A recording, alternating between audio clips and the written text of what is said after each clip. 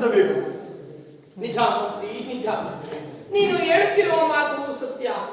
ನೀರಿಗೆ ಏರಿಗೆ ನೀರೇ ಲಕ್ಷಣ, ನಾರಿಯರಿಗೆ ಗುಣವೇ ಲಕ್ಷಣ ಎಂಬಂತೆ ಈ ವೀರನಾದ ವಿಕ್ರಮನಿಗೆ ಧೈರ್ಯವೇ ಲಕ್ಷಣ ಎಂಬಂತೆ ಆ ಪರಮಾತ್ಮನ್ನು ಧ್ಯಾನಿಸುತ್ತಾ ಮುಂದಿನ ಕಾರ್ಯವನ್ನು ನೋಡೋಣ. ನಡೆ ಮಂತ್ರಿ.